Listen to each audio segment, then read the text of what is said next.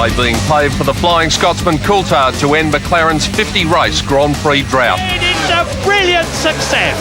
Fantastic. This is actually a better feeling than when I won my first Grand Prix for William. One, because it was a little bit unexpected here at the first race. It left David Coulthard 11 seconds out in front, a lead protected through 10 faultless laps. David Coulthard crosses close to the flag because it is his victory.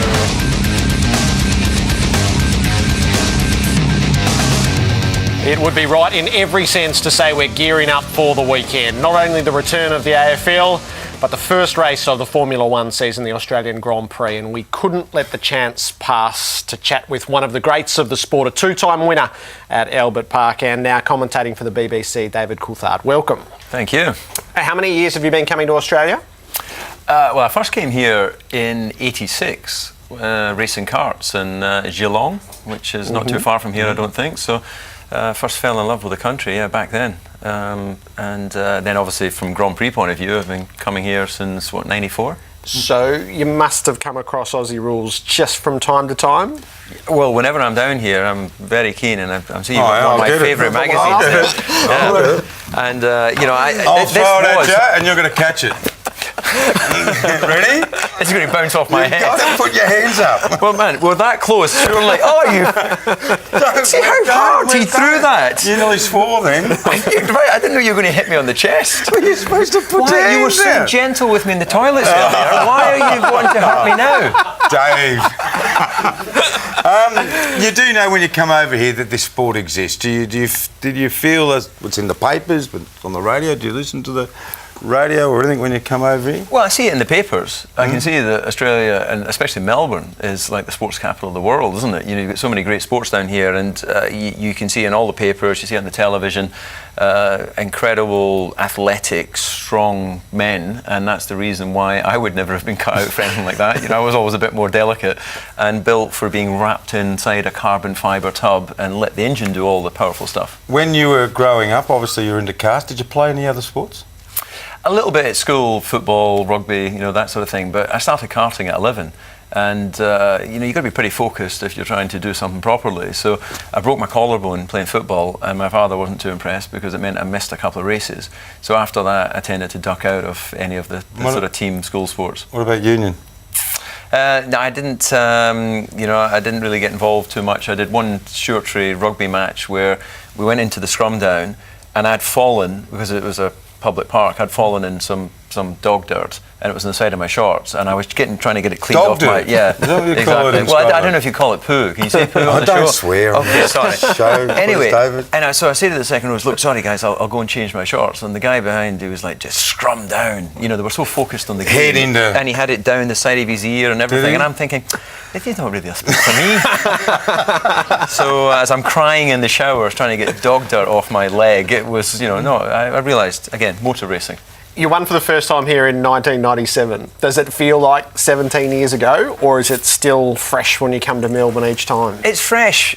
Some other Grand Prix I don't really remember, but Melbourne, it's such a great place to start the season. There's so much excitement when you come to the city. I'm not just saying nice things because I'm sitting here in your studio. They're genuinely, when you've come this far, you really want to enjoy your time here. So, whether it was winning here in '97, whether it was the embarrassment of switching places with Hacken in '98, I won here again in 2003. So it's always been a great place for me to come, and people here are pretty friendly. There's a few protesters occasionally, but even they have a smile on their face, so it's okay. Now you've got to give them points for resilience. They've still been coming. Do you like the city tracks? The town tracks, or the circuits more?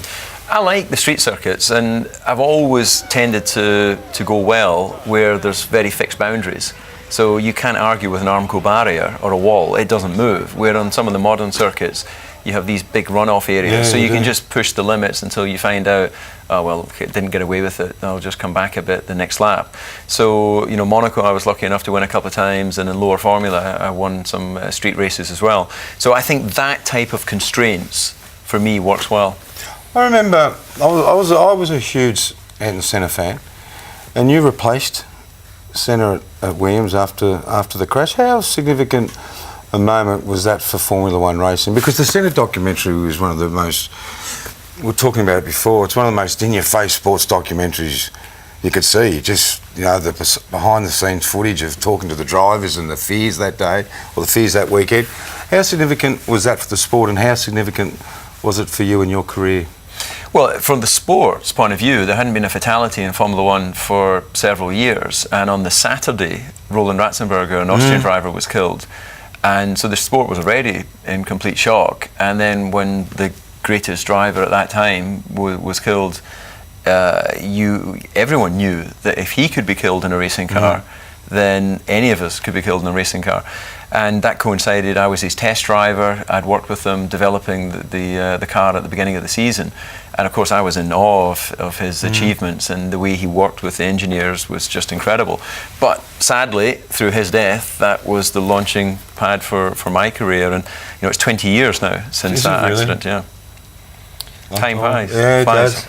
As a commentator, the new incarnation of the sport. Now, we presume this is going to be highly volatile because virtually everything has changed, and I'm not sure whether the testing's given much of a picture. Could anybody win this weekend? Yeah, literally anyone could win this weekend, because in pre-season testing, no one has done a full Grand Prix distance.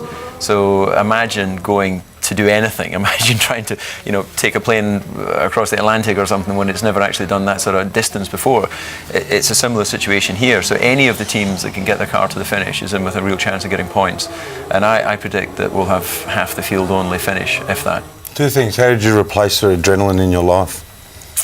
I didn't, and I didn't look to replace that adrenaline. You know, driving a Formula One car and competing at that level was all-consuming. It takes total dedication, focus, selfishness. So you stepped right away. Yeah, I've got a 5-year-old son. I got married last November after dating for 8 years. We're going to get that onto that lifestyle in a second. Yeah. We'll talk about the adrenaline first. Well, it might even be combined. Yeah, well, absolutely, yeah. She's very tall, my wife, actually. And when she gives me the eye, that's an adrenaline rush. I don't mean in a good way, which is not happy. Do you reckon you're a good-looking soul? Because she's gorgeous, isn't she? She's lovely. I think how did you find her? Her eyesight's not that good. And I think she's a sucker for the Scottish accent. I heard you were pissed in the pub one night. Lucky dip. What was life? Now, that's great to talk about the mechanics and the fears and your life there, but a lot of people out there follow Formula One, and we follow not just the racing, but there's a real lifestyle to it. You got married, when did you meet your wife? 8 years ago? Well, I actually met her 10 years ago, but it took me a couple of years to persuade her to stand still long enough so I could touch her. No, well done. Kiss her. Congratulations. Thank you. Congratulations. The lifestyle of a Formula One driver, single around the world, is it what most of us think it would be? Yeah. It is. What do you think it could be?